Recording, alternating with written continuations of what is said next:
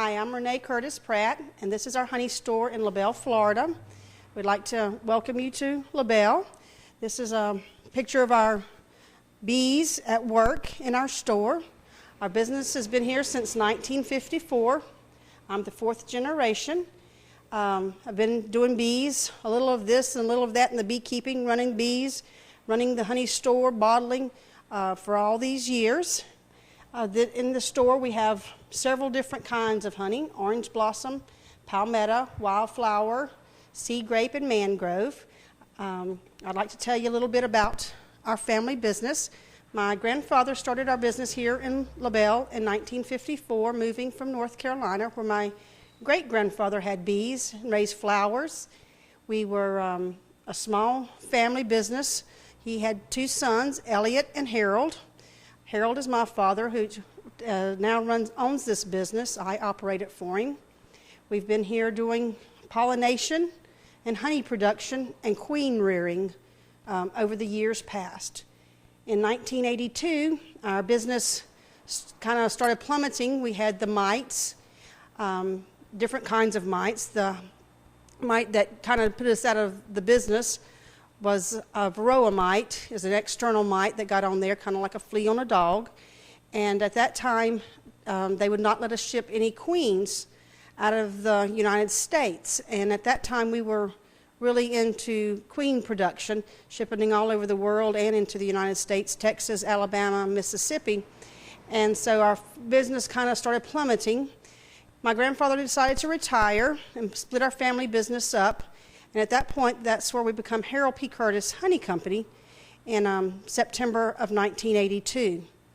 At that time, I had a brother that worked with me, a twin brother. He and I and my dad run the business. We did a little of the queen productions, but the queens were limited only to Florida.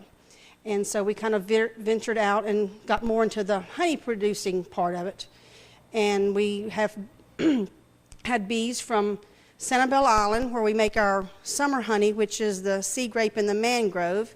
And then in the spring, we would make the orange blossom and the palmetto, and in the wildflower, we make in the fall time. So here in the store, we now still carry 5 different kinds of honey, all as I have mentioned before. We take and bottle and extract all of our honey. We have samples. We have an honor system that operates a little bit now. In years past, people would come in and put their honey, pick out the honey they wanted, and put the money in the box. Please put money in the box. We still use that now. In the summer times, mostly, our customers are repeat. Not all the time, but we have honey and candies and jellies and marmalades. Honey we don't have to charge tax on, but the candies and jellies and we do, so it makes it a little bit harder for customers to figure out which are taxable and which are not. But if we're not here in certain times, I may run to the post office or to the store. You can we have the jugs priced, and you can just stick your money in the box. This is called an uncapper. We bring the honey in from the bees. We have a machine that we take the honey off and literally leave the bees out in the field and bring in the supers, and the wood-bound frames are called, are the honey frames, and we bring them in here, and this machine here is called an uncapper. It takes the wax off both sides of the frame at the same time. They run through here. Hot water circulates through the pipes and runs down here and comes out on this conveyor belt. And then we have this extra wax. This is the wax that's cut off of it. This is a melter, and it goes and runs down here and then separates the honey, extra honey from the wax. Most of your honey stays in the wood-bound frames, and we stand those in these extractors. And they hold 60 frames, and we stand them in there, and one in each section is divided into 6 sections, and we stand one frame in each section and start spinning out.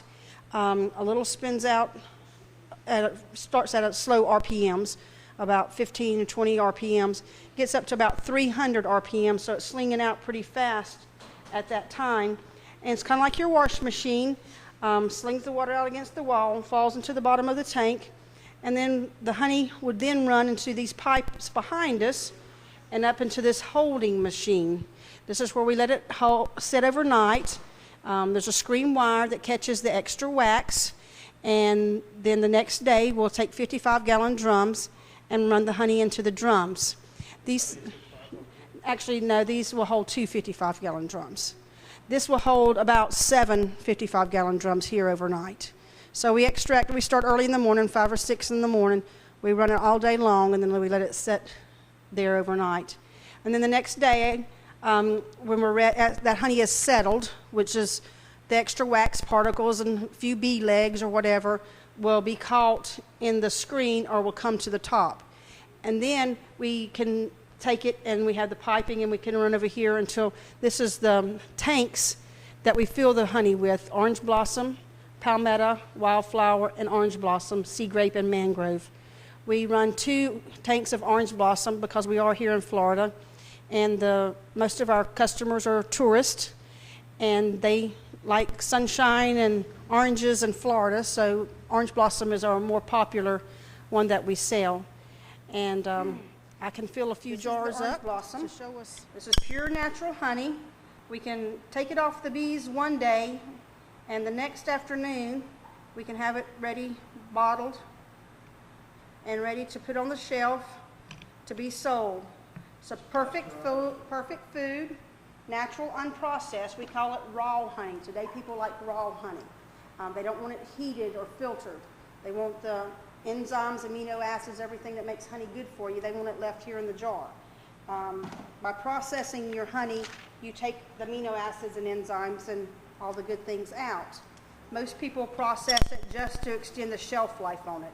Honey is only natural food. It was found over in Egypt in tombs hundreds of years old, still in its natural state. All of our honey is raw, unprocessed honey. It will all crystallize.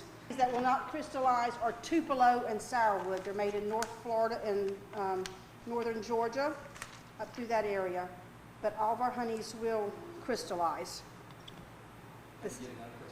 To get it uncrystallized, we recommend that you set it in the sun. If you didn't set it in the sun, you can put it in a pan of hot water. Honey will never go bad as long as it's in its natural state. If you add water to it, it will ferment. Some of the honeys that are made in the summertime, the cabbage trees bloom, and the Brazilian peppers, those honeys are made in the fall and when we have a lot of rain this time of year, and they will naturally ferment. They will actually blow the lid off a barrel of honey if they were left anything undone to it. So we try not to add or anything to that, but if your honey is like that, you just take it and put it in a pan of hot water, put it on a low heat, leave it for a little period of time, and that will liquefy it or will take the extra moisture out of it. A lot of people take honey and water and vinegar for their health benefits. All 3 of them are natural diuretics. When you do that, that's okay to add water if you're going to drink that honey and water within 24 hours. Anytime after that, it will start to ferment. So you wouldn't want to leave it for a much period of time over that. Unless you want meat. And we can sell you honey to make mead. There's a lot of people that do that. So all the ins and outs of it, but we sell a lot of honey to people that do that. The different kinds give it different taste, and we have a lot of people come and buy honey for mead and for health purposes. We had a little article wrote yesterday in the Fort Myers paper, so we've had several customers today. Saw that it was good for allergies, and so they've come to LaBelle to buy a jar of honey to try.